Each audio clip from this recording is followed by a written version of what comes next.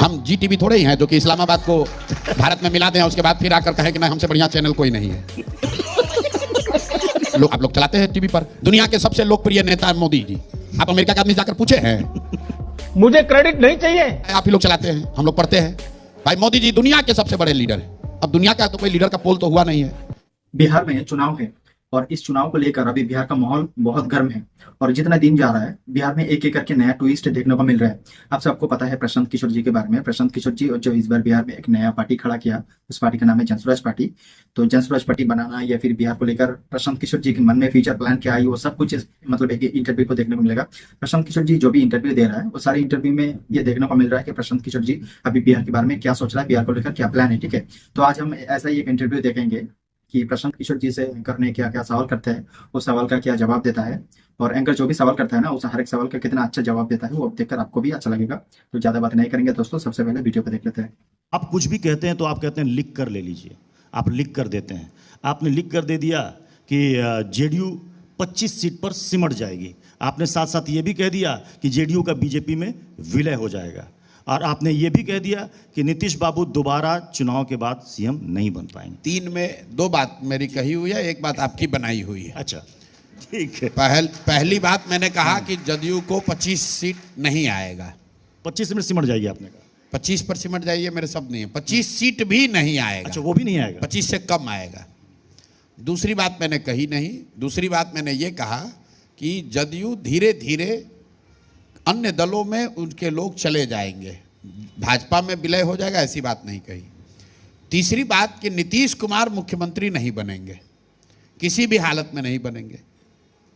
आप भाजपाइयों से कहलवा के दिखवा दीजिए। दूसरी के बात छोड़िए, हमारी बात छोड़िए, हम तो उनके विरोधी हैं। अभी नित्यानंद जी थे, मैंने उनसे यही सवाल किया था क्या बोला क्या चुनाव के बाद वो नीतीश कुमार बने? क्या बोले? उन्होंने कहा बिल्कुल बनेंगे। नित्यानंद राय जी डिसाइड करने की स्थिति में हैं और नित्यानंद राय जी तय करेंगे कि यहाँ नेता कौन होगा। मतलब आप कह रहे हैं बीजेपी ने पहले ही तय कर दिया है? ना ना, वो तो खुद बीजेपी में है। हाँ, और जो जिस विभाग के मंत्री हैं उस विभाग के जो सर्वे सर्वा हैं, भाजपा में तो 2 ही व्यक्ति जानता है कि कौन नेतृत्व करेगा, उसमें नित्यानंद राय जी तो शामिल नहीं है। और मुझे ये भी मालूम है कि वो लोग नित्यानंद राय जी से सलाह लेकर भी निर्णय नहीं लेंगे। वो निर्णय वो लेंगे नित्यानंद राय जी को, जैसे आपको पता चलेगा हमको पता चलेगा वैसे नित्यानंद राय जी को पता चलेगा। आपको तो बहुत सारी बातें बहुत पहले से पता होती हैं क्योंकि आप तो प्रेडिक्शन भी करते हैं। उसी आधार पर कह रहे हैं, लेकिन कई बार लगता नहीं, उसी आधार पर कह रहे हैं कि नीतीश बाबू अब अगले मुख्यमंत्री नहीं बनेंगे। ठीक है, आप कह रहे हैं सवाल ही नहीं है। एक तो एनडीए जीत कर नहीं आ रहा है, ओके। दूसरा अगर गलती से हाइपोथेटिकली मान लीजिए कि आ भी जाएं तो भी भाजपा अब आगे नीतीश कुमार को चेहरा बनाएगी, ऐसा मुझे लगता नहीं। अच्छा मुझे आप बताइए, आप चूंकि कह रहे हैं कि 25 सीट भी नहीं आएगी जेडीयू को, तो बीजेपी को कितनी सीट आ रही है, कांग्रेस को कितनी सीट आ रही है? ये मुझे इसका अंदाजा नहीं है, ये मुझे इसका अंदाजा नहीं। हम बात वही बोलते हैं जो हमारी समझ है। आरजेडी को पिछली बार से कम सीट आएगी, पिछली बार से कम सीट आएगी। इंडिया गठबंधन को पिछली बार से कम सीट आएगी। और आपकी जनसुराज पार्टी को? ये मैंने पहले बताया, अर्श पे या फर्श पे? अर्श पे या फर्श पे जी। या तो सीधे रॉकेट बन जाएंगे या तो नीचे। फर्श का मतलब 10 के नीचे, हाँ। अर्श का मतलब 150 के ऊपर। 150 के ऊपर? यस। क्या बात। अब आपने कहा नंबर बताइए, बता रहे हैं। नहीं, चूंकि हमने इसको नोट कर लिया। आज प्रशांत किशोर जी ने 150 से ऊपर, अगर आएंगे तो 150 से ऊपर। पूरी बात सुन लीजिए, अर्श पे या फर्श पे, या तो 10 से कम या 150 से ऊपर। अच्छा, कई बार लिखी हुई बातें भी गलत हो जाती हैं। अब एक उदाहरण अरविंद केजरीवाल जी का है, उन्होंने भी एक इंटरव्यू में लिख के दिया था, लेकिन नतीजा देख लीजिए क्या हुआ। पहली बात तो ये भी आपकी सोच है कि हम लिख कर देते हैं, हम लिख कर नहीं देते हैं। बंगाल में आप जैसे ही किसी पत्रकार को कैमरे पर कहा था कि भाजपा को 100 नहीं आएगा, वो सही था, बिल्कुल सही था। सही था ना? बिल्कुल सही था। तो यहाँ पर भी सही होगा, अब 2 महीना इंतजार कर लीजिए। हाँ। लेकिन लोकसभा चुनाव में आपने कहा था कि बीजेपी को लगभग उतनी सीटें आएंगी, लेकिन या फिर कम से कम 270 सीटें आएंगी। बीजेपी तो 240 में सिमट गई। नहीं, 300 कहा था, 240 आया। 240 में सिमट गई। बिल्कुल मेरी गलती है। गलती आप मानते हैं? ये अच्छी बात है, ये अच्छी बात है। आप ये बात मान रहे हैं कि कई बार आपके अनुमान जो हैं वो गलत हो जाते हैं। हम जी टीवी थोड़े ही हैं जो कि इस्लामाबाद को भारत में मिला दें उसके बाद फिर आकर कहें कि नहीं हमसे बढ़िया चैनल कोई नहीं है। अच्छा ये बताइए, हम जी टीवी नहीं हैं। जो बोले हैं उस पर कायम है। भगवान तो है नहीं। जो सही है वो सही है, जो गलत है वो गलत है। ठीक है। अच्छा, एनडीए और महागठबंधन, मान लीजिए कल को ऐसी सूरत बनती है कि त्रिशंकु स्थिति पैदा हो गई और सबको प्रशांत किशोर के जन स्वराज पार्टी के समर्थन की आवश्यकता पड़ी, आप किस तरफ जाना चाहेंगे? कहीं नहीं जाना चाहेंगे। बिहार की जनता के साथ रहेंगे। जनता को कहेंगे कि फिर से वोट कीजिए। कहीं नहीं ये जाएंगे? पहले बोला हुआ है, रोज कह रहे हैं। कहीं नहीं जाएंगे? बिल्कुल सवाल ही नहीं। कहाँ जाएंगे? हमको पक्ष विपक्ष की राजनीति में कोई इंटरेस्ट ही नहीं है। हम लोग समाज की राजनीति कर रहे हैं, रोड की सड़क की राजनीति कर रहे हैं, यही करना चाहते हैं। जीत कर आएंगे, व्यवस्था परिवर्तन का मैंडेट अगर मिलेगा तो वो करेंगे, नहीं मिलेगा तो उस दिशा में काम करते रहेंगे जो पिछले 3-4 साल से कर रहे हैं। आपकी पार्टी ने साफ साफ कहा, और आपने भी कहा है कई बार, कि हम जात पात की राजनीति करने नहीं आए, हम बिहार बदलने आए। यहाँ सभी का इसमें प्रतिनिधित्व मिलेगा, और आपने ये बात हर जगह बोली भी है कि जैसे भी आपने गिनाया कि किसको कितनी उसमें प्रतिनिधित्व मिलना चाहिए, किसकी कितनी हिस्सेदारी होनी चाहिए। आपने 40 और 20 के बारे में आपने बात की है। 80% हिंदुओं में से आपने कहा कि 40% मान लीजिए कि बीजेपी का सपोर्टर, लेकिन 40% बीजेपी को वो वोट नहीं देता है। वो हिंदू है जो अंबेडकर जी को मानता है, वो हिंदू है जो गांधी जी को मानता है, वो हिंदू है जो समाजवाद की विचारधारा को मानता है। तो फिर ये कहा जा रहा है कि वो हिंदू 40% कौन है?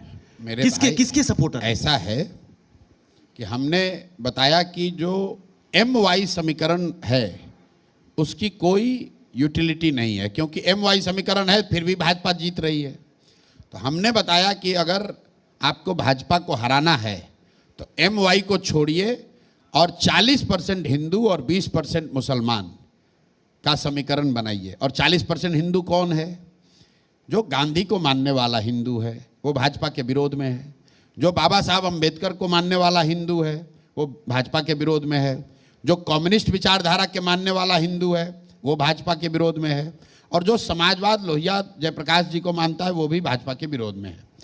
अगर इन 4 विचारधारा के लोग राष्ट्रवादी मुस्लिम शक्तियों के साथ में आ जाएं तो भाजपा को वैचारिक, सामाजिक, राजनीतिक तौर पर चुनौती दी जा सकती है, उनको हराया जा सकता है। और ये कोई प्रशांत किशोर का फॉर्मूला नहीं है। आज़ादी से पहले यही वो फॉर्मूला है जिससे अंग्रेजों से लड़ाई लड़ी गई थी। आप जरा याद कीजिए कि अंग्रेजों से जो आज़ादी की लड़ाई लड़ी गई, वो लड़ने वाले लोग कौन थे? वो गांधी के मानने वाले लोग थे, वो बाबा साहब के मानने वाले लोग थे, समाजवाद कम्युनिस्ट विचारधारा के लोग थे। और उनके साथ मुसलमानों का भी एक बड़ा तबका साथ में मिलकर उन्होंने देश की आज़ादी की लड़ाई लड़ी है। तो मैं ये बता रहा हूं कि भाई, अगर जिस तरह अंग्रेजों को हराने के लिए फॉर्मूला कामयाब रहा, वैसे अगर आज ये फॉर्मूला बना लोगे तो भाजपा को भी हराया जा सकता है। आप तो चुनावी रणनीतिकार हैं ही, लेकिन इन नेताओं में सबसे अच्छा चुनावी रणनीतिकार या मंझा हुआ नेता कौन है? मैं नरेंद्र मोदी की बात करता हूं, मैं ममता दीदी की बात करता हूं, नीतीश कुमार की बात करता हूं। कौन सबसे बड़ा चुनावी रणनीतिकार है? भाई ऐसा है कि वो नेता हैं, वो चुनावी रणनीतिकार तो है नहीं। कितनी समझ है? भाई समझ नहीं है तो कैसे मुख्यमंत्री प्रधानमंत्री हैं तो उनको समझ कैसे नारा, नहीं कैंपेन, सब कुछ तो आप डिसाइड करते बिल्कुल थे, नहीं, स्ट्रेटेजी भी आप डिसाइड करते थे। ऐसी बात है। हमारे जुड़ने से पहले नरेंद्र मोदी बहुत बड़े लीडर थे। ऐसा तो है नहीं कि हम जाकर नरेंद्र मोदी को पैदा किए हैं। हमारे जुड़ने से पहले ममता बनर्जी बहुत बड़ी लीडर थी।